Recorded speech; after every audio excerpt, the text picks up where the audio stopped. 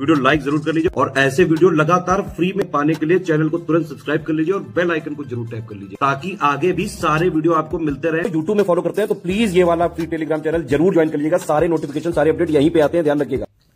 नमस्कार दोस्तों, स्वागत है आप सभी का ऑनलाइन एग्जाम प्रिपरेशन पर, which is the part of study for civil services. दोस्तों, हमने आर्ट एंड कल्चर आरो जो हमारी सीरीज चल रही है, इसमें लास्ट वीडियो में लोक नृत्य देखे थे। आज हमारा जो टॉपिक है नेक्स्ट, वो हम पढ़ेंगे लोक नाट्य कला। तो लोक नाट्य कला को हम देखने वाले हैं और भारत के समस्त राज्यों के लोक नाट्य कला को देखेंगे। कौन सा लोक नाट्य किस राज्य में फेमस है, उससे संबंधित कुछ तथ्यों को देखेंगे जो आपके एग्जाम के दृष्टिकोण से महत्वपूर्ण है। तो चलिए स्टार्ट करते हैं। सबसे पहले बात करें भारतीय लोक नाट्य की, तो इसको व्यापक रूप से 3 वर्गों में बांटा गया है। 3 वर्ग कौन से हैं जो एग्जाम में नहीं पूछे जाते हैं, बस इनके पूछे जाते हैं कि कौन से राज्य का है। फिर भी देख लीजिए कि अनुष्ठानिक नाट्य कला होती है अंकिया नाट, रामलीला, रासलीला, भूत आराधना और रमन, ये इसी से संबंधित है। अगला है मनोरंजन नाट्य कला, भवई, दसकठिया, गरोड़ा, मतलब जो मनोरंजन के लिए यूज की जाती है, मनोरंजन के लिए जिसका प्रयोग होता है, भवई, दसकठिया, गरोड़ा, जात्रा, करईला, माच, नौटंकी, ओजापाली, पंडवानी, पोबाड़ा, स्वांग, तमाशा, बिल्लू पाटू, भांड पाथेर, भवना और दशावतार और भांड, ये सारे हो गए मनोरंजन नाट्य कला के भाग। फिर एक होती है दक्षिण भारतीय नाट्य कला, जिसमें आता है आपके यक्षगान, बुर्रा कथा और पगती, बेशालू, बायलता, ताल मुडल्ले, थेयम, कृष्ण अट्टम और कुरुवंजी, ये सारी आपकी दक्षिण वाली कलाएं होंगी। तो ये 3 ही बेसिकली वर्गों में इसको बांटा गया है। इसके बाद देख लीजिए राज्यों के नाम कि कौन सी नाट्य कला किस राज्य की। वेरी वेरी इंपॉर्टेंट है अंकिया नाट, बहुत बार एग्जाम में पूछा जा चुका है, असम का है। और इससे संबंधित तथ्यों को भी याद रखना है, जैसे कि यह असम की एक परंपरागत एकांकी कला है। दूसरा, इसका आरंभ प्रसिद्ध वैष्णव संत शंकर देव ने किया था। शंकर देव और उनके शिष्य थे माधव देव, इनके द्वारा 15वीं-16वीं ईस्वी में किया गया था। 15वीं-16वीं शताब्दी ईस्वी में इसका प्रारंभ किया गया था। प्रश्न कहाँ से पूछा गया था? प्रश्न पूछा गया था अंकिया नाट और शंकर देव, इनसे संबंधित एक फैक्ट बनाकर प्रश्न पूछा गया था।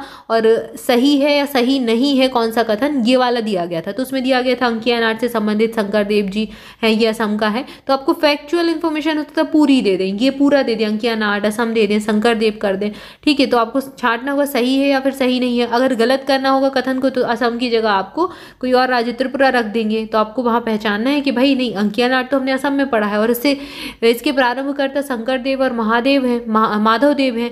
तो शंकर देव इससे संबंधित है, ये चीज जरूर याद रखें, इनका नाम अच्छे से याद रख लें।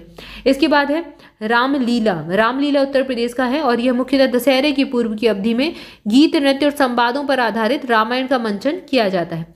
रासलीला कहाँ की है? गुजरात की है। रासलीला को गुजरात याद रखें। यह गुजरात के क्षेत्र में, उत्तर भारत के कुछ क्षेत्रों में लोकप्रिय है। मथुरा वगैरह में भी ये काफ़ी फेमस है, उत्तर प्रदेश के क्षेत्र में ही आ जाएगा मथुरा। तो यहाँ पर कृष्ण और राधा की किशोर अवस्था की प्रेम कहानियों का नृत्य नाट्य मंचन किया जाता है। भूत आराधना ये कर्नाटक का है। भूत जिसका अर्थ आत्मा होता है और तटीय कर्नाटक में प्रचलित मृत पूर्वजों की पूजा करने के लिए प्रसिद्ध प्रथा है। रमन कहाँ का है? उत्तराखंड का। ये इंपॉर्टेंट एग्जाम में पूछा गया है। उत्तराखंड के गढ़वाल क्षेत्र में एक कर्मकांडी नाटक होता है और यह स्थानीय भूमियाल देवता को समर्पित होता है। यह मानवता की अमूर्त सांस्कृतिक विरासत के रूप में यूनेस्को की प्रतिनिधि सूची में सूचीबद्ध है, ठीक है। तो ये चीज याद रखें कि यूनेस्को की सूची में भी इसका नाम है रमन, कहाँ का है? उत्तराखंड का। इसके बाद है भवई। भवई जो है ये राजस्थान का है। सीधे प्रश्न पूछा है भवई कहाँ का लोकनाट्य है? राजस्थान राज्य का है। दसकठिया कहाँ का है? उड़ीसा का है। गरोड़ा कहाँ का है? गासे गरोड़ा, गासे गुजरात। और ये ब्राह्मण संप्रदाय की लोकप्रिय एक कथा विधा है। इसमें रुमानियत और वीरता की कहानियों का वर्णन किया जाता है और रंगीन तस्वीरों का प्रदर्शन भी किया जाता है, यूज भी की जाती हैं। इसके बाद यात्रा याद रखें पूर्वी भारत में। पूर्वी भारत मतलब जो पूर्व के इलाके हो गए आपके, ये यहाँ से ले लीजिए, त्रिपुरा, असम, पश्चिम बंगाल वगैरह। तो यहाँ पर पूर्वी भारत में यात्रा प्रचलित है। करैला, करैला हिमाचल प्रदेश का है। माच जो है ये प्रश्न MPPSC ने पूछा है, मालवा क्षेत्र का है और मध्य प्रदेश के मालवा क्षेत्र में। तो मालवा क्षेत्र में ये आपका इंदौर वाला क्षेत्र हो गया, इंदौर मालवा में आता है, तो कुछ भोपाल का भी। इसके बाद नौटंकी, ये उत्तर भारत में है, उत्तर प्रदेश का इसको माना जाता है लोकनाट्य। नौटंकी उत्तर भारत। स्वांग की एक शाखा है। नौटंकी उत्तर भारत की सर्वाधिक नाट्य कला विधा है, मतलब सबसे ज्यादा यही प्रचलित है यहाँ पर, और जिसकी चर्चा अबुल फजल की पुस्तक आईने अकबरी में भी मिलती है। अगला दिया गया ओजापाली। ओजापाली कहाँ का है? असम राज्य का है और यह असम की एक अनोखी वर्णनात्मक नाट्य कथा है, नाट्य विधा है। प्रारंभिक रूप में मनसा देवी या फिर नाग देवी के पर्व से यह संबंधित रही। पोबड़, पोबड़ महाराष्ट्र का है। शिवाजी द्वारा अपने शत्रु अफजल खान को मार दिए जाने के बाद शिवाजी की वीरता की प्रशंसा में एक नाट्य की रचना की गई, जिसको बाद में पोबड़ कह दिया। फिर है स्वांग। स्वांग राजस्थान और हरियाणा में प्रचलित है। तमाशा ये महाराष्ट्र का। ये प्रश्न एग्जाम में पूछा जा चुका है। अगला देखिए भांड पथेर, ये जम्मू कश्मीर का है और ये काफ़ी सदियों में पुराना पारंपरिक लोक रंगमंच है। आमतौर पर खुले स्थानों में इसका आयोजन किया जाता है, जैसे अपने यहाँ जो होती है कि जो रासलीला नहीं रामलीला जो है इसका मंचन किया जाता है, तो ऐसे ही इसका भी खुले स्थानों में आयोजन किया जाता है। इसके बाद भवोना, ये असम राज्य का है। असम में विशेषकर माजुली द्वीप एक जो है उधर की ये लोक नाट्य कला है। दशावतार महाराष्ट्र का याद रखिए। कोंकण क्षेत्र के किसान विशेषकर सिंधु दुर्ग महाराष्ट्र और जो उत्तरी गोवा वाला इलाका है वहाँ पर ये प्रचलित है। नकल या फिर भांड, ये पंजाब उत्तर प्रदेश का है। पंजाब में भी है, उत्तर प्रदेश में भी है। पंजाब नकल और उत्तर प्रदेश भांड में ये नकल आधारित प्रस्तुति है, तो देखकर इसकी प्रस्तुति की जाती है। तो राज्यों के नाम विशेष तौर पर याद रखे हैं जो एग्जाम में अक्सर पूछे गए हैं। नकल भांड पंजाब उत्तर प्रदेश का एक और आपने पढ़ा था स्वांग पढ़ा था। फिर महाराष्ट्र के दशावतार पढ़े, पोबड़ पढ़ा महाराष्ट्र का, ये दोनों याद रख लें। स्वांग राजस्थान हरियाणा में भी है। भांड पथेर जम्मू कश्मीर का एकमात्र पढ़ा। फिर असम का आपने पढ़ा था भवोना और अंकिया, ठीक है, दोनों ही असम के हैं। सबसे पहले अंकिया नाट पढ़ा था। और रामलीला उत्तर प्रदेश का है, इसको याद रखें। रासलीला गुजरात का है। भूत आराधना कर्नाटक का है। और यक्षगान ऊपर देखा था आपने, यक्षगान भी एक लोकनाट्य है और ये कर्नाटक का ही है, ठीक है। इसके बाद रम्मन उत्तराखंड का है। भवई राजस्थान का है। दसकठिया उड़ीसा का है। गरोड़ा गुजरात का हो गया। जात्रा पूर्वी भारत में है। और करैला आपका हिमाचल प्रदेश हो जाएगा। माछ मध्य प्रदेश के मालवा क्षेत्र में प्रचलित है। नौटंकी उत्तर प्रदेश का है। ओजापाली असम का है। और पोबड़ महाराष्ट्र का हो गया। सॉन्ग देख ही लिया। तमाशा महाराष्ट्र का देख लिया, ठीक है। इसके बाद अगला प्रकार है दक्षिण भारत की नाट्यकला, इसको देखिए। बिल्लू पाटू, ये केरल और तमिलनाडु में प्रचलित है। बिल्लू पाटू गीत का अर्थ है धनुर्गीत और यह केरल और तमिलनाडु के कुछ भागों में लोकप्रिय संगीत नाट्य कला का एक रूप है, जिसमें रामायण की कहानियों को धनुष के आकार के एक वाद्य यंत्र की सहायता से वर्णित किया जाता है। इसके बाद यक्षगान कर्नाटक का है। बुर्रा कथा आंध्र प्रदेश की है। पगती बेशालू तेलंगाना और आंध्र प्रदेश में प्रचलित है।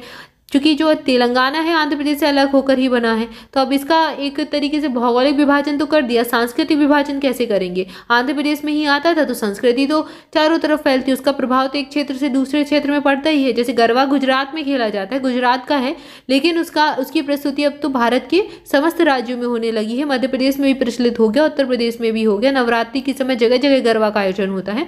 तो ऐसे ही संस्कृति के प्रभाव अगल बगल में आस पड़ोस के क्षेत्र में पड़ता ही पड़ता है। तो तेलंगाना आंध्र प्रदेश दोनों की है और कृष्णा जिले में ये लोकप्रिय लोक परंपरा है। वायलता कर्नाटक का है। ताल मड्डाले ये कर्नाटक और केरल दोनों का है। थेयम केरल और कर्नाटक का है और ये यहाँ पर नृत्य पूजा का एक लोकप्रिय अनुष्ठान है। इसके बाद कृष्णाटम, ये प्रश्न पूछे गए हैं, ये जो रेड से हाईलाइट है काफ़ी इंपॉर्टेंट चीज़ें हैं।